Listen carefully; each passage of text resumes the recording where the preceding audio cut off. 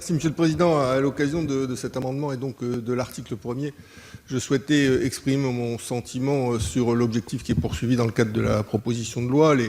Les chiffres ont été rappelés et égrenés tout au long de cette discussion générale. Ils sont effectivement effrayants. 20% de salariés français au temps partiel, 4 sur 5 sont des femmes. Effrayant. 10 travailleurs profs dans notre pays, 7 d'entre eux sont des femmes.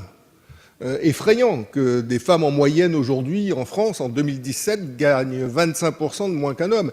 Effrayant encore plus lorsque la rémunération est inférieure de 10%, même à équivalence de contrat de qualification et de diplôme.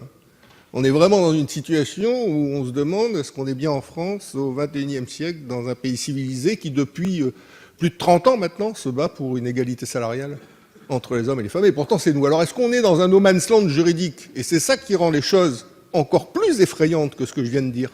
C'est que non, on n'est pas dans un no man's land juridique. On a un dispositif qui existe.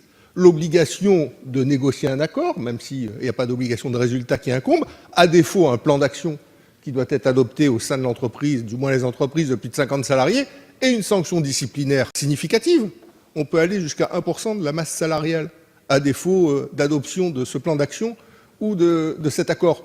De la même manière, une autre disposition, l'interdiction de pouvoir soumissionner à des marchés publics si ce plan d'action ou cet accord n'a pas été négocié, bien qu'on n'ait pas d'éléments dans le rapport qui nous permettent de mesurer l'impact de cette mesure.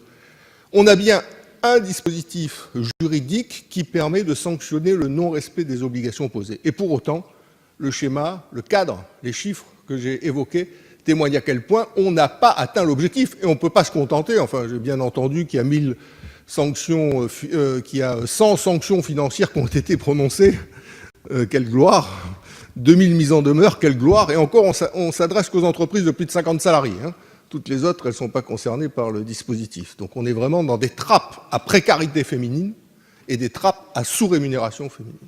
Donc, moi je partage l'objectif de ce projet de loi, de cette proposition de loi par contre, qui était de donner davantage de corps aux sanctions pour obliger les entreprises à s'inscrire dans ce qui est légitime. Je regrette hélas que la sanction qui a été proposée ne me semble pas adaptée à l'objectif poursuivi, mais oui, on aurait dû sortir du champ spécifique des sanctions qui étaient prévues pour entrer dans un champ plus générique qui aurait obligé de manière quasi mécanique les entreprises à conclure ces accords ou à adopter ces plans d'action. Donc je regrette de ne pouvoir voter cet amendement, mais je partage l'objectif qui est poursuivi par cette proposition de loi.